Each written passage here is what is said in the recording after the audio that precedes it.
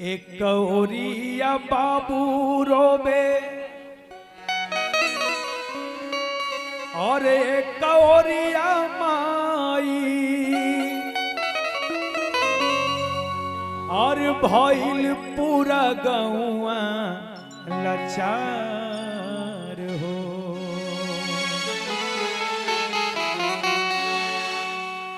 एक कौरिया माई रोबे एक कौरिया बाबूजी और भइल पूरा गौआ लाचार हो। के मैया और पाई पाई जोड़ी जोड़ी घरवा बनवनी पाई पाई जोड़ी जोड़ी घरवा बनवली गंगा मैया दिहालू उजाड़ हो। पाई पाई जोड़ी मैया घरवा बनवली गंगा मैया दिहालू उजाड़ हो।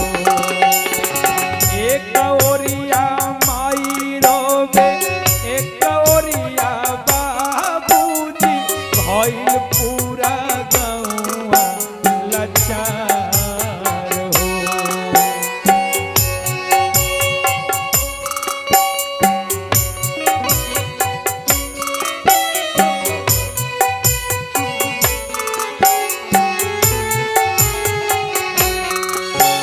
सजनों आज पूरे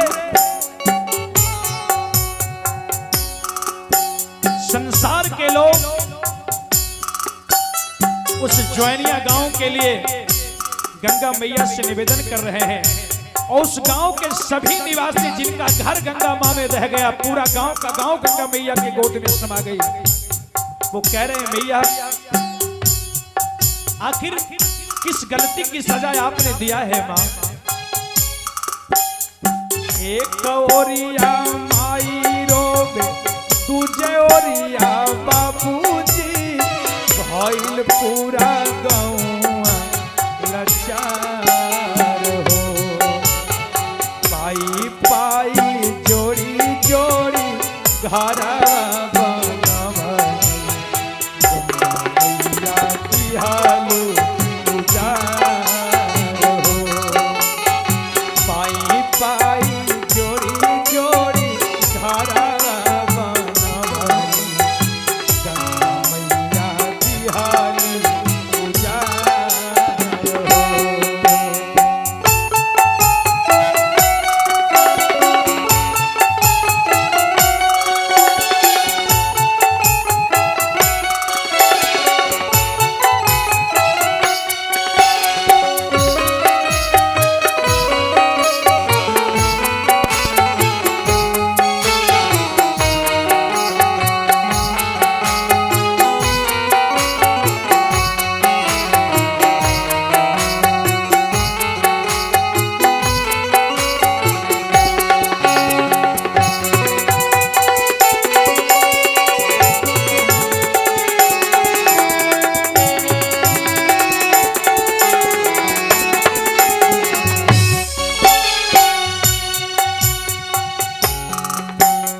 हे गंगा मैया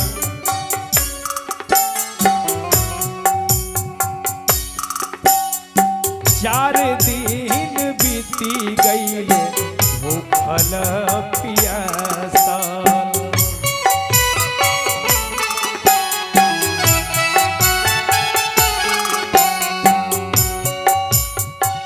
घरवा कि मैया सब कुछ दह गईले कुछो न बचल।